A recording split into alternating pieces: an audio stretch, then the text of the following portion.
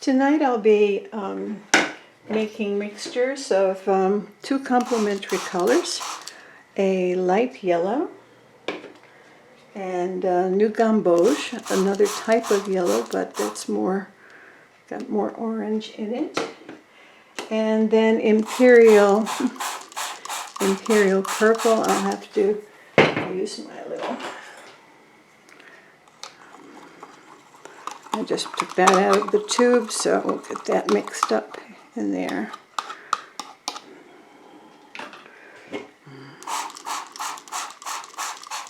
Okay, so I'll just stir it up with a brush a little bit and make sure it's well mixed. The other two are already well mixed. I don't usually use a little dish, but when I want to make a very continuous quick wash with several colors, and that is for me the best way to do that. And then I'm going to add some other colors, but I won't need them in the same quantity, and I'll use my brush to just work with my palette to get those colors. Oh, puppies are barking a little bit.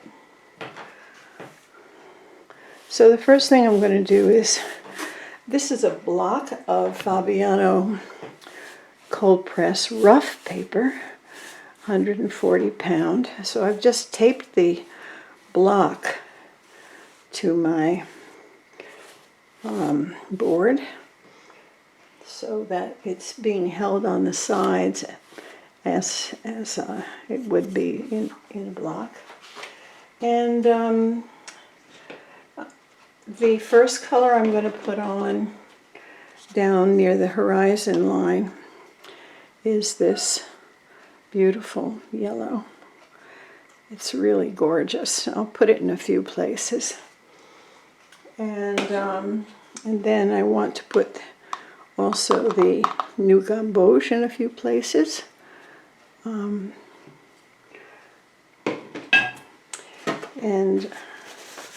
I'm going to wipe the lower part because I have to quickly move to get the Imperial Purple in.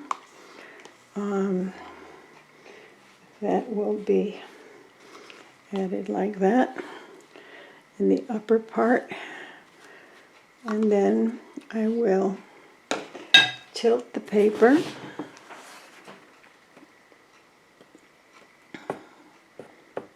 and get it to mix. And the colors are just stunning.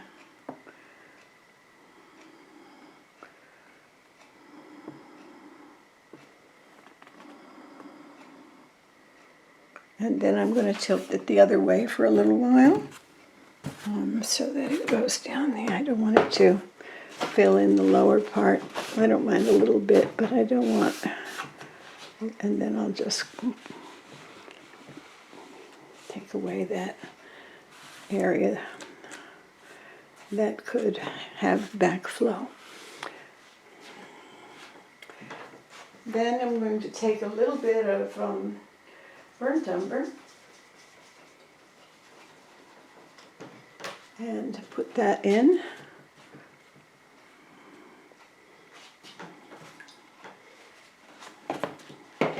And again, just in one corner there, we'll mix it. It's beautiful paper, this Fabiano rough. It's very rough paper, lots of texture.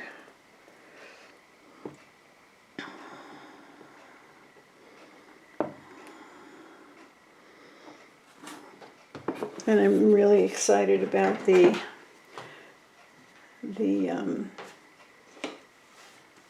purple, the Imperial Purple. Oh, so I've already run out all of it. I'll get some more. I want to put a little bit more up in here. A little magenta and more Imperial Purple. just want it a little more dark.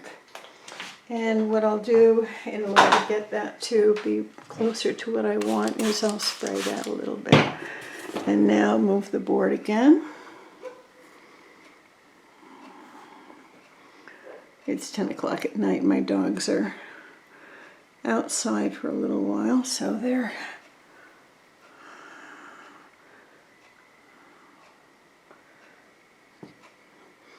kind of barking to let anything know that might be crawling around in the woods that they're not wanting to be bothered. I'll put some more of that purple. It's I think I had too much water in there. Put some more. I've got enough of the umber that has just a tiny bit of water this time. Let's see if I can get it just a little more purple on the top. Again, I have to take away some of this color here and dry this so that I don't get too much of the color in that area. I don't really want it. I haven't decided how I'm going to paint that, but I don't want.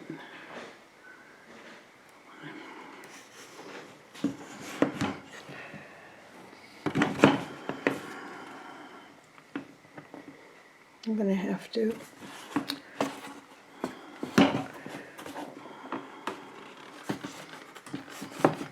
I want to leave some of the yellow in the center, but that last little bit of spraying didn't work well. It left some spots, so let me do again a little more work to repair that. Again, I'm going to take some more of this purple and magenta. And I think what I'll do is I'll use a finer spray that has a lighter mist. That spray was a little too heavy.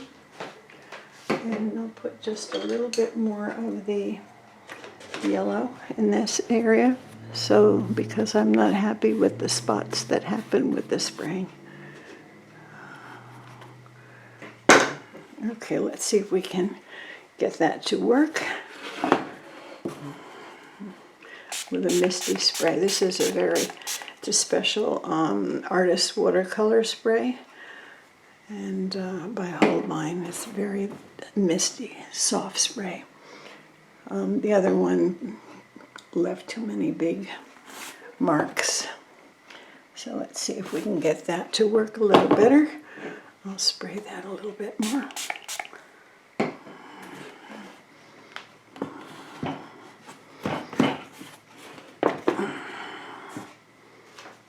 Like this here. I think that's starting to come out pretty well. Not completely satisfied. I may have to do a second effort over this one.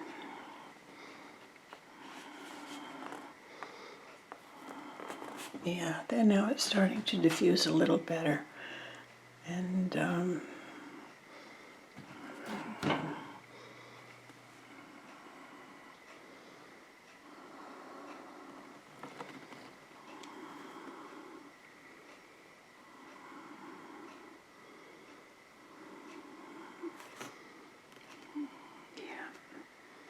it's some wonderful colors in there now. Okay, I think that I'll be able to just leave that to dry and see how it turns out. I think it's looking like it's going to be okay. Of course, it'll dry lighter, much lighter. But I think it's got some wonderful shades of color in there. And I'll just take away this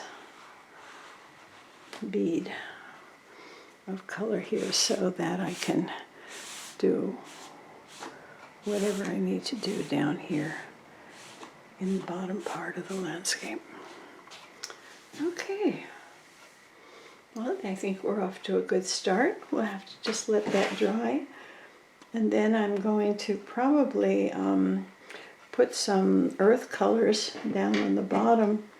I'm thinking that I will do that, and we'll put some cling wrap on it and let it dry overnight, so it has a landscape look to it.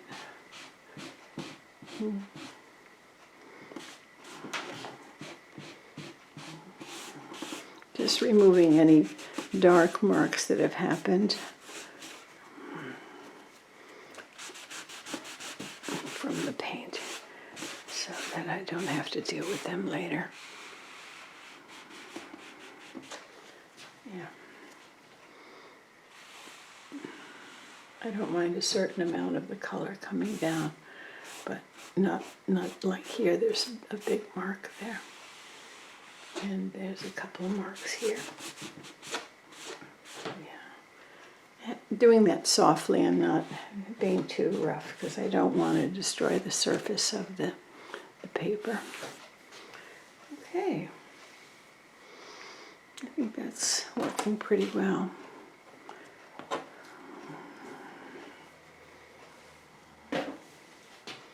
So it's just Imperial Purple, yellow gamboge, a light cadmium yellow, and which you can't see very well, the gamboge is kind of taken over, and a little bit of quinacridone violet.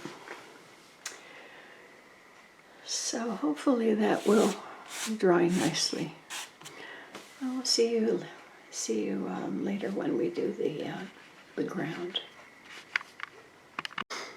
I'm going to put some brown and some other colors down here while the top is still drying. And I'm going to use a little bit of cling wrap on some of that ground.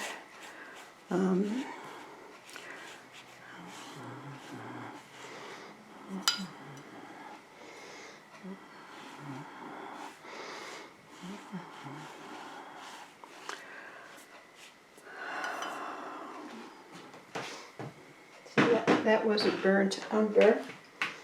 I'm going to use a little bit of Van Dyke brown up here.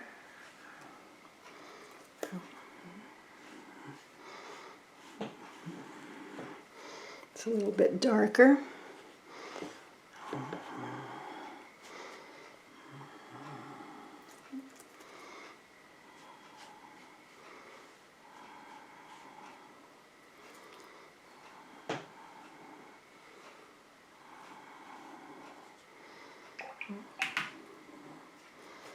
And I'll put in a little bit of red in here. It'll blend nicely with these colors.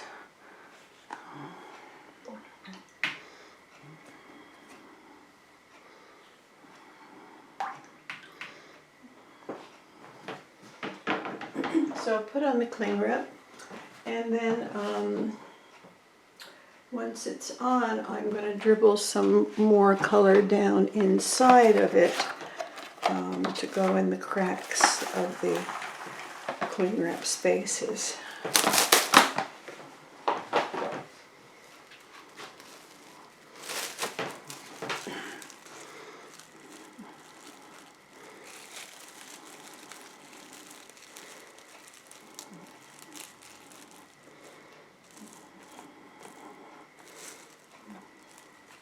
So I'll move it around a little bit, trying to get some mixing of the colors a little bit, and some good marks. It's looking pretty good. You can begin to see underneath. I think you can soon see how some of them will turn out. Let me get a little more color in here. I think I'll go with a little bit of burnt sienna down here. It's close to the transparent red that I put on, but it is different. And it will granulate more than that transparent red. Try not to get it going up into the block of paper.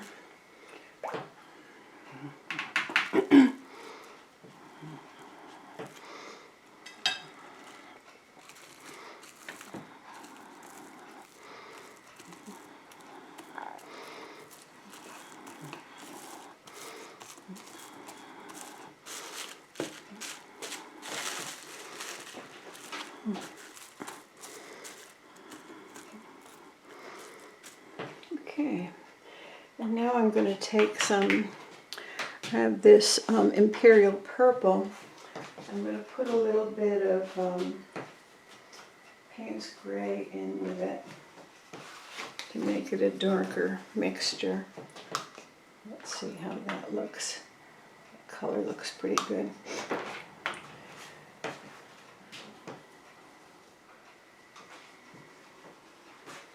And I have some Van Dyke Brown in it to warm it up a little bit. So it's not so gray, it's a little more brown. I think that'll work pretty well.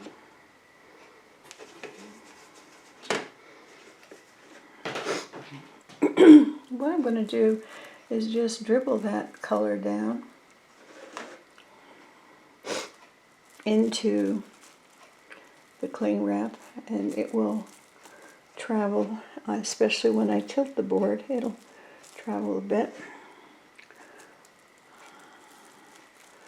It helps to have done this a number of times, so I have some idea how it will work. And I'll take a little bit more of this Imperial Purple over here. I think it will move around.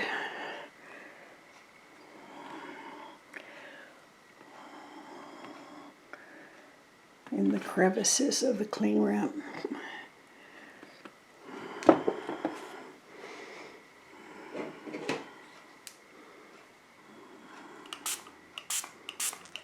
I can put a little bit of water in to make that move a little bit more.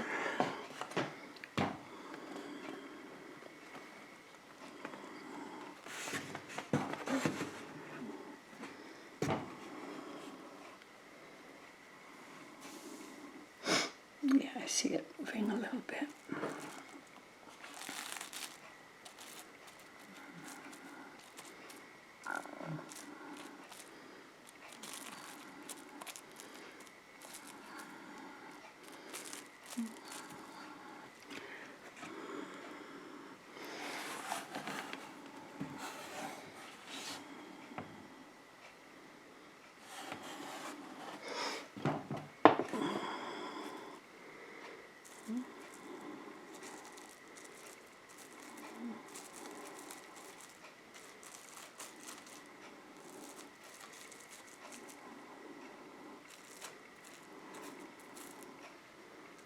There it goes.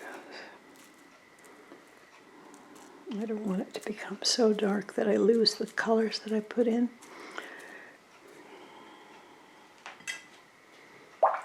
So I think I'll put a little more red up in the top. This is called transparent red oxide. I don't want it to be all brown, so let's see if there's some of that will hopefully travel down. The nice thing about the cling wrap is you can see through it and see any saran wrap, cling wrap. This particular box of plastic wrap I bought in Zambia when I was working there. So, like most of the products there, they're imported from China and sold in Chinese markets, owned by Chinese people, owned by Chinese. You see that now in Africa, all over Africa.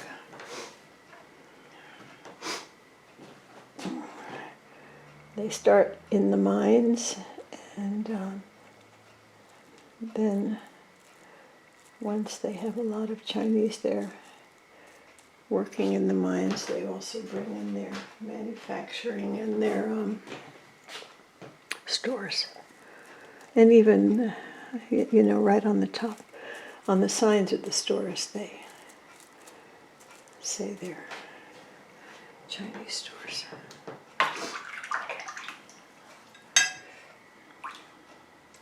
Okay, I think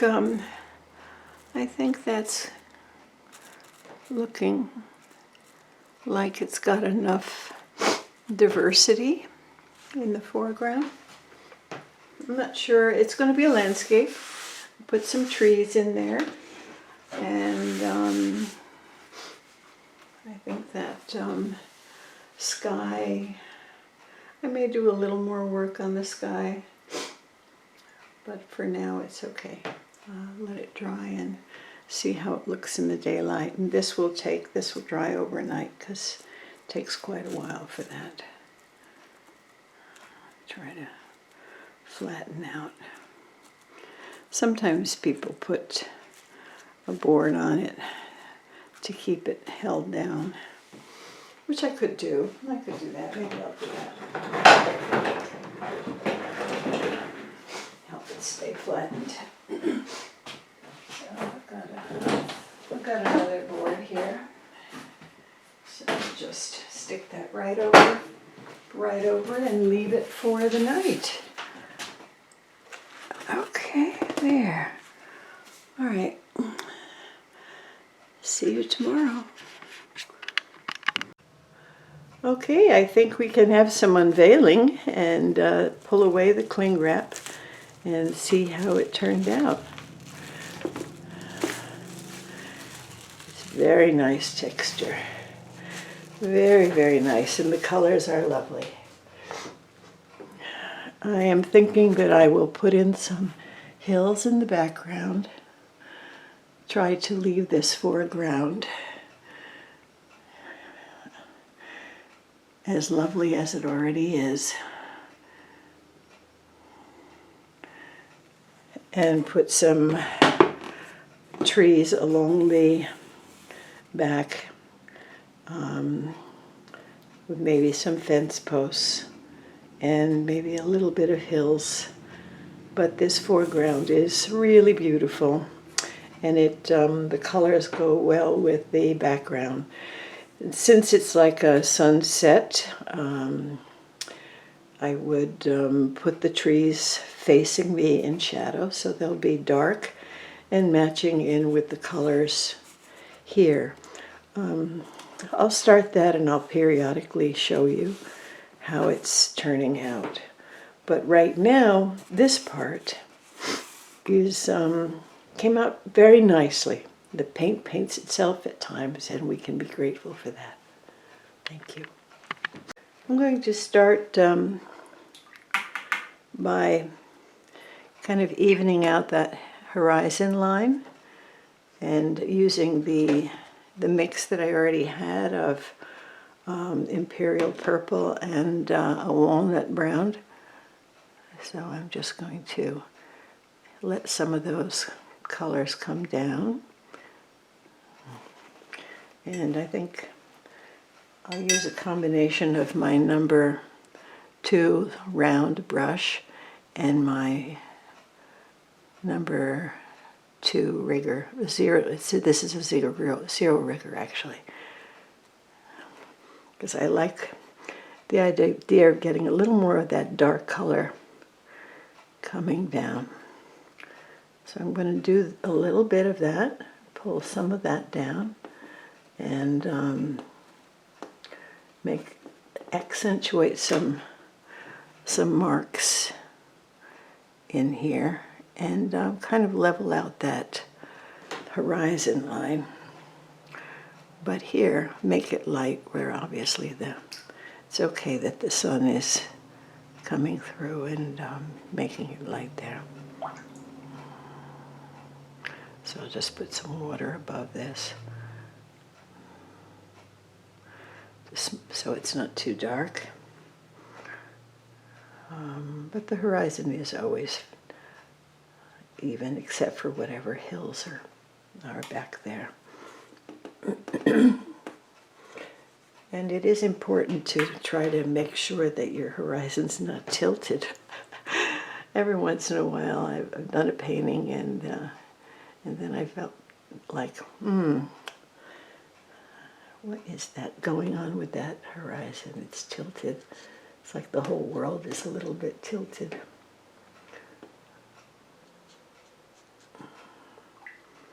Yeah, I'm just going to bring a little bit of that down.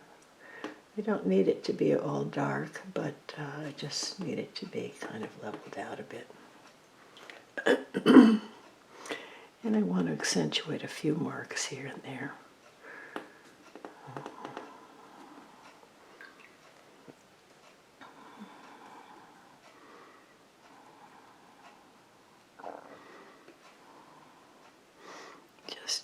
It's already got really quite beautiful texture, but sometimes from a distance it's nice that you can also see some of that texture, not just close up. So I'll make some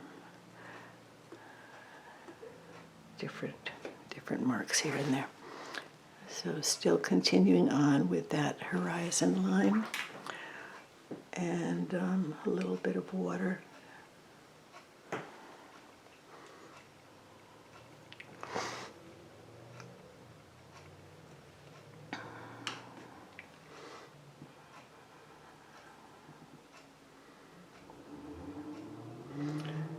And even though the paper did buckle quite a lot when it was so wet, it's already flattened down. Of course, this is a block of paper, so it is attached on all sides, which reduces the amount of buckling. But the one problem with the block is you can't wet both sides and attach it to a board. But on the other hand, it's got its own kind of system that keeps it pretty good from buckling, as long as it doesn't get too wet. And then when it gets wet, just give it a chance to dry and it flattens right out. Yeah, I think that's coming together. I like a little bit of this darker purpley red, purpley walnut contrast here and there in different directions. A little bit of some marks with the rigger. The rigger can make such beautiful calligraphic marks. So just here and there. But right in front of the sun, I'm not putting it as dark because the sun is washing out the color in that area.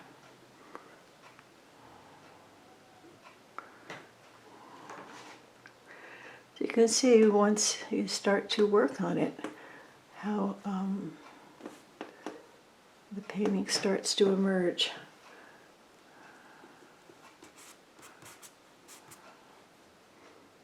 This white spot there. You put a little bit of white paint over this white spot on the edge here.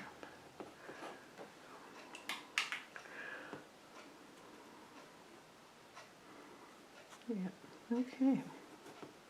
I don't put any tape on the bottom because I don't want since it's on a block, I didn't want the paint to pool on the bottom because it's tilted about 30 degrees on my easel here.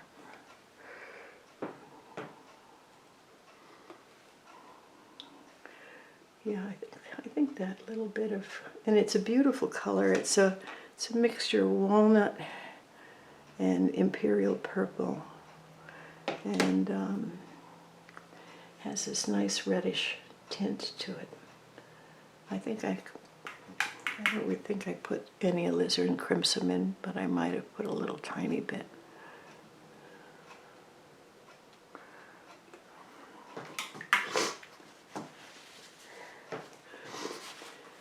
I'm just going to double check my dimensions so that I can see if I have truly a level. So here I've got 3 1/8 inches, and here I've got 3 1/8 inches. Not bad for just doing it freehand. Okay, good. It's always a good idea to check, because when you finish your painting and it's crooked, it's a little disconcerting, and you have to fix it. Here it's going up on the corner a little bit, so I'm going to even it out here. It's dipping a tiny bit here. Yeah, good.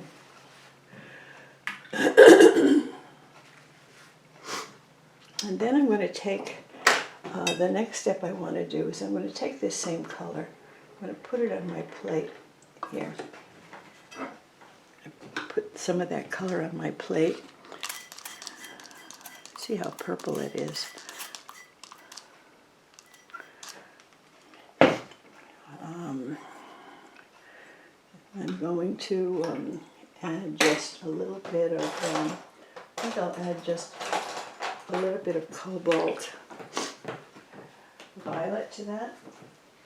That will make it a lighter, more toned down mixture.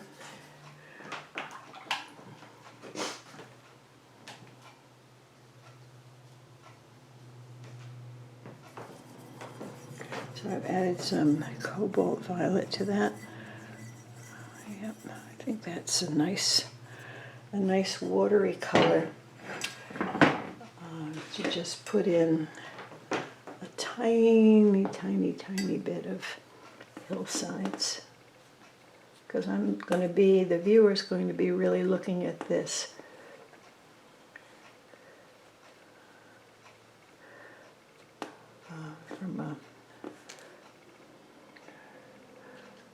So I'm just going to put a little tiny bit of hillsides, not too much. Now,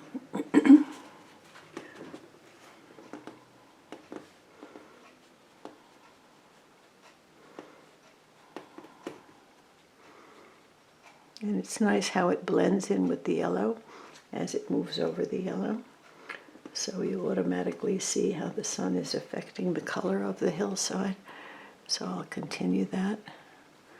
See how nicely the transparency of the paint allows the yellow to indicate the, I'll put a line there that shows the light. Again, another line to show the light, leave the yellow.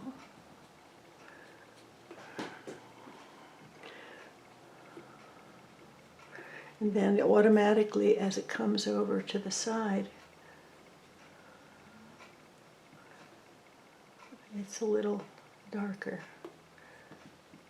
and leave some light here and there. Good. And I'll take a finer brush and put in a little more detail. Go back to the original color, a little more purple, add it into the mixed, and over here put in a little bit of detail.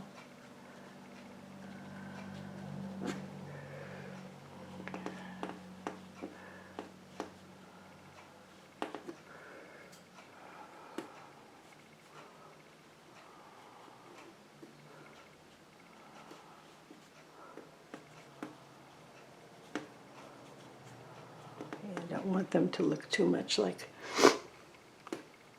they're all the same. They have to be different. So here, put some marks there, and just leave some highlights.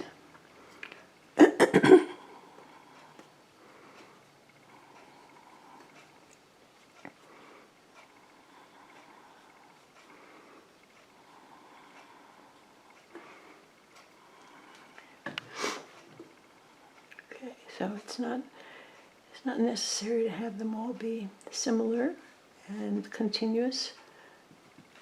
The eye will do that, especially when there's going to be some trees put in the front.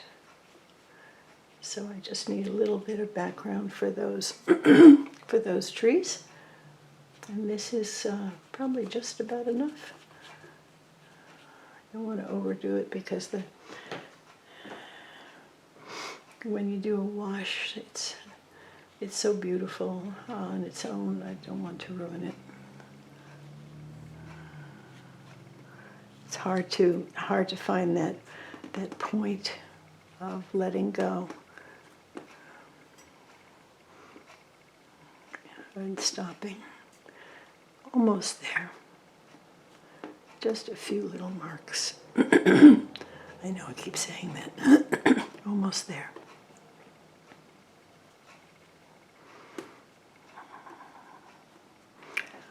Yeah. I think that's looking okay. We'll just leave that. And down at the bottom, let it merge a little bit better with some of the... So I'll just carry a little bit of this color that's in front up here and there into the hillside. Just some water.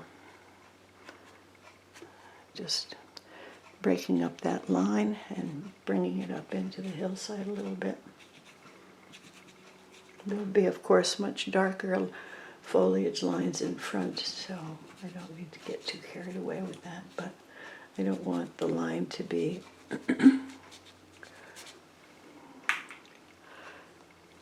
a distraction. Okay, I like that little bit of transparent red there, so I'm going to bring a little bit of that into my paint here. Now that we've got our horizon set, bring a little bit of that transparent red up from below and add a little bit into my brush from my palette.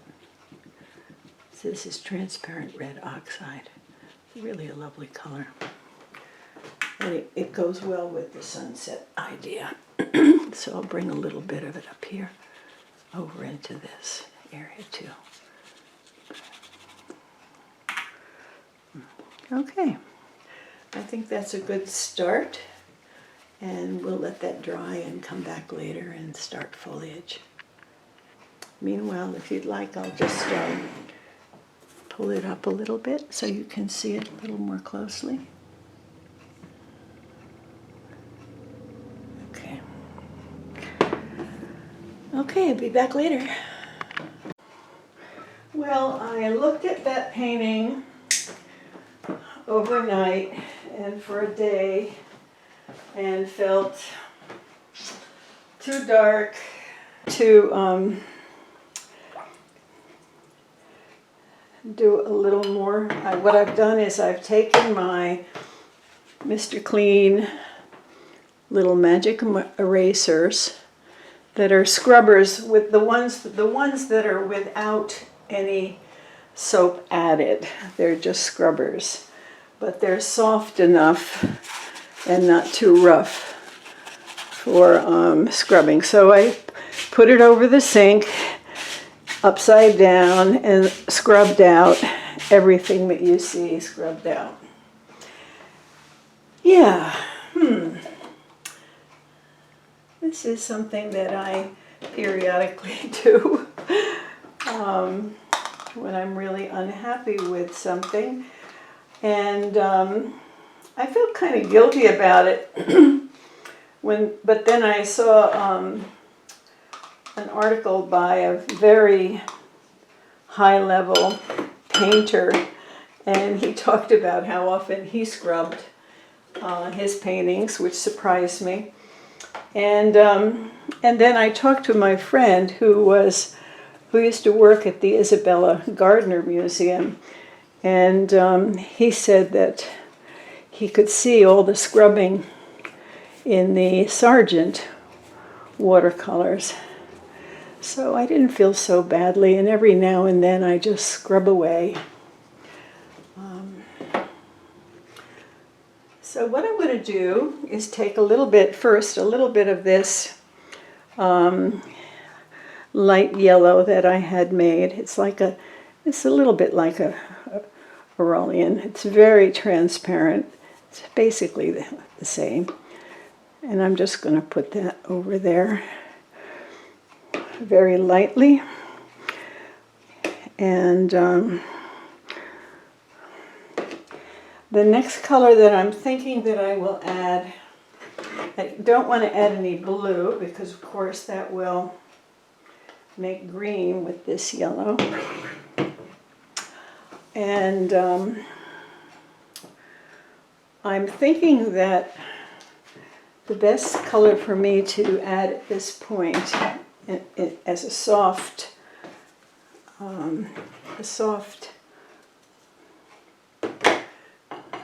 addition set to the scrubbed area is the cobalt violet. And that's because I have to put some in a mixing dish now so that I can add that. The cobalt, I think you can see that, yes, you can see that mixing dish. The cobalt violet is a very light violet, and what I like about it is that it does granulate. I have to get quite a bit of it off my palette. There's a little bit of yellow in there, but it doesn't matter. I'll pour some of that off, some of that yellow off. Cobalt violet. With the yellow, it'll turn a soft, whatever yellow it interacts with, it'll turn a soft color. And I'm thinking I'll put just a touch of rose in that. I'm going to put just a touch of rose to pink that up a little bit, because underneath is the Imperial Violet that's been scrubbed, and that's a very bluish dark violet. So this should interact with that pretty well. It may not be enough, but let me give it a try. Let's see if that's enough. I think I'll use my Hake brush, clean it, squeeze the water out of it, put it in here, and put it on here. Yeah, there's not enough. I didn't think there was, but that's all right. I'll give it a shot. Paper was damp from being scrubbed, so I'll take some more on my brush. A little more. But it's looking pretty good, that color. Yeah, I should just hunt for the tube. Let me just do that and find the tube and make a thicker mixture. Be right back with you. Okay, I'm back. It took me a while to get that tube opened and started. So here, let's see. I'm going to put this color fairly intensely.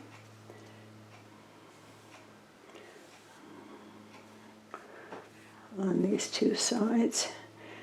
It's to me it's a softer color. The Imperial Violet was just too dark, a bit too gloomy, and my additions of the white clouds was a disaster. So but all is not lost, you know. You can just, I'm putting a little bit of color of the cobalt with a little bit of orange on the paper. And now I'm going to just spray that center a little. And since the cobalt is a granulating color, I hope it will go into some of the crevices a little bit. Yeah, I like that little bit of addition of the orange, so I'm going to add a little bit more. I have to be careful not to overdo it, but I think it's a good addition. So spray a little bit again and see if I can get it to all diffuse nicely and blend in as if it isn't a correction. So far, it's working pretty well.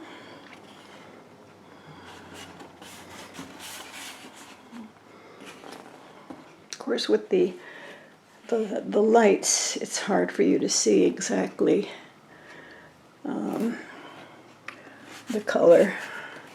And today is such a hot sunny day that I had to close the shades, so we just have the artificial light on the painting. I think that's, yeah, I think that's an improvement if it all evens out. I can't put the brush on again, otherwise it will be, I don't want to spray too much. I could put just a little bit of spray over here where it's not flowing, it seems. I'll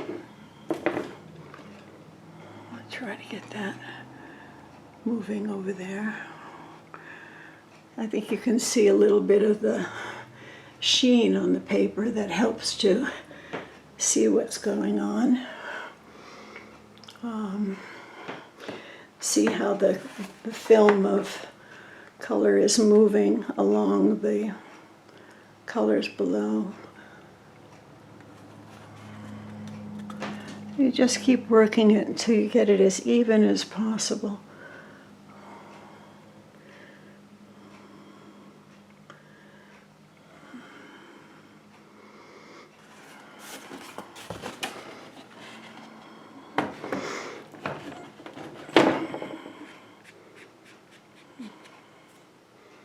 I don't want to put a brush on it because it would lift the color out, but my finger can move around the paint just a little bit.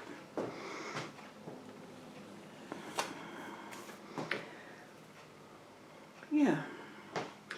So I'll leave it in that position for a little bit.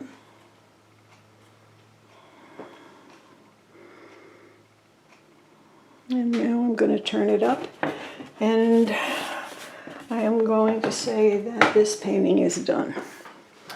Yeah, this painting is done now. It's a little bit lighter, and I'll bring it in. You can see some of this small amount of orange in with the cobalt. It's very soft. It better matches the ground, which has some lovely transparent red oxide in it. And so I think that I'll have to leave this. This is as far as I can go with this. Take care.